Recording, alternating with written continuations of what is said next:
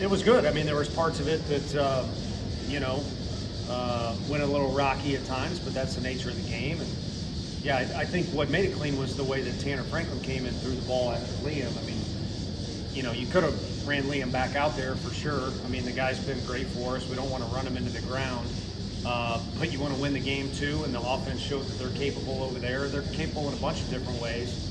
But I think that was a big thing there where a guy doesn't get credit for a save or whatever, but he probably threw the ball as well as he has all year. And I know Houston was really good, but that was a key component there.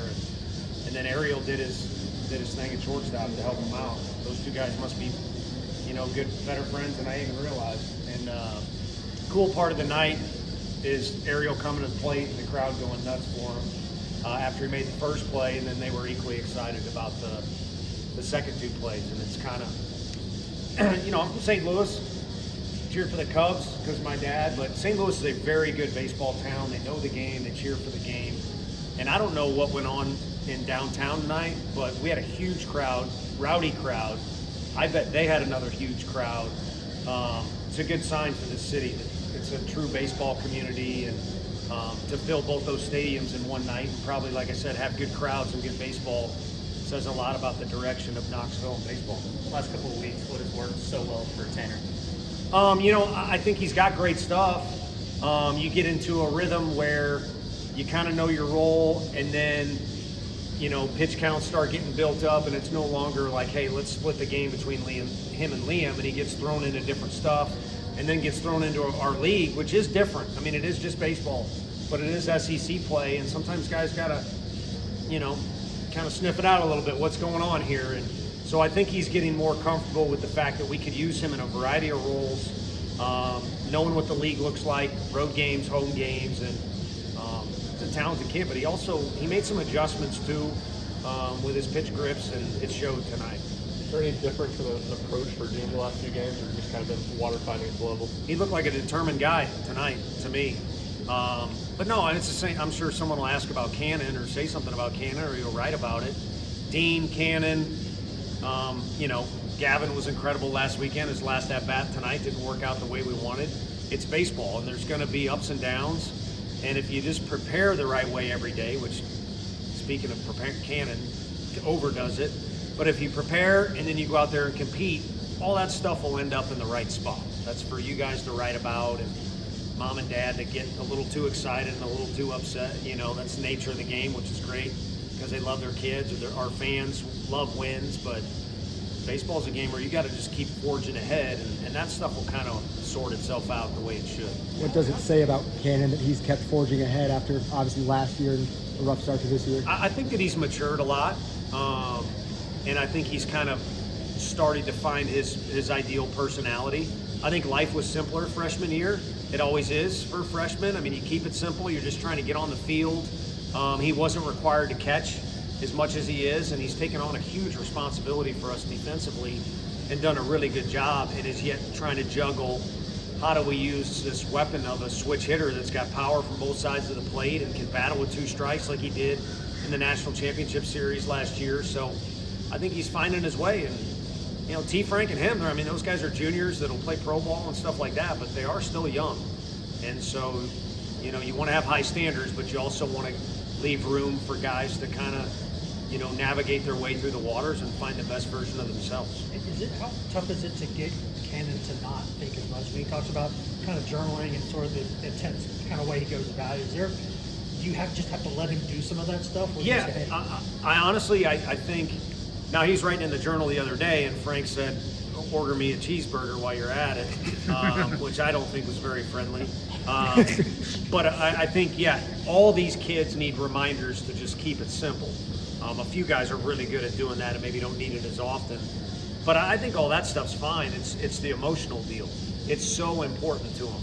And I wasn't very skilled, but I was like that. And it'll kind of squeeze you and won't allow you to be the best version of yourself. So Manny and Ariel, Chris Newstrom, we got some guys that are uniquely in love with playing this game, which is a huge positive. But when you're like Ariel out there and you're just glad you got put in the game and you're on the field and you just play ball, that's the best version of yourself. Again, when those emotions burning a little too bright or overwhelm you, it's not a good thing. So I think it's more on the emotional side than it is any of his. They all got quirks. They're baseball players, you know. What adjustments did you see Liam make tonight? It seemed like tonight was the most he had to pitch all year rather than throw. That's it. I think learning to pitch.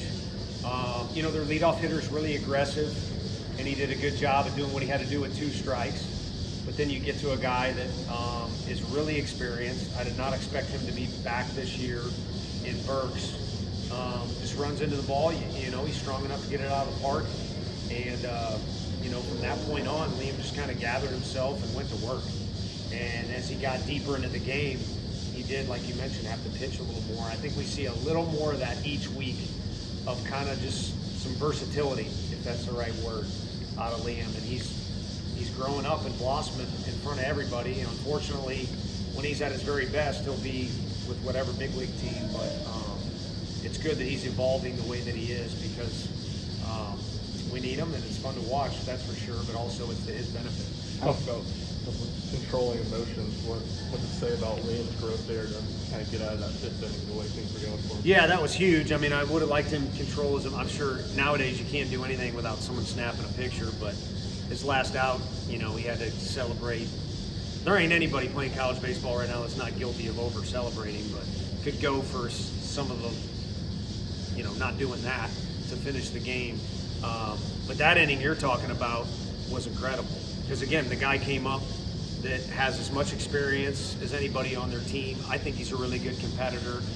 Hits a 2-run homer in the first, and Liam finished getting out of that jam by throwing some incredible pitches to him. But he did some other things in that inning too, just to navigate, which was one of the more difficult innings overall that he's had really the entire year. So I think that combo of being intense like he is, because that's not going anywhere, but being kind of focused on what he's trying to do like he did it in Oxford, I think that kind of served him in that moment right there.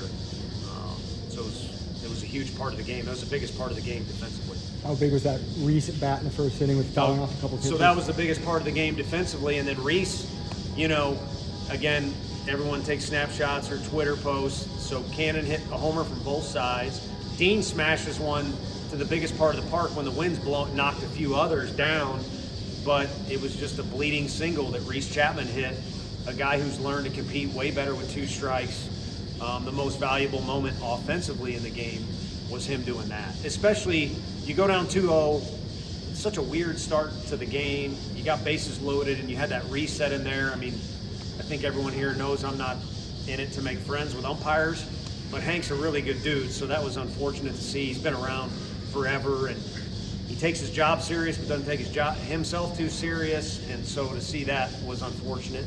But you know, if we come out of that with nothing, it's a little frustrating. And we got the 1 run, which was good, but what was way better was Reese getting that single with 2 strikes, just putting the ball in play. What's been the biggest area of growth you've seen with Reese this season? Presence, just very comfortable in his own skin, very relaxed throughout the, you know, there's no antsiness, even just in the dugout in between innings or anything like that. So anything that would go under the umbrella of presence, I think, has been really good. And he works with intent. Maybe not as many reps as some guys, but the intent in his reps has been as good as anyone for 3 straight years on our campus. And so the skill is there, and the work has been put in, but you got to let it work for you. And I think he's done that in the past, but he's doing it way more often. It really, just in general, the presence is where it needs to be this year, which has been great. Thank you.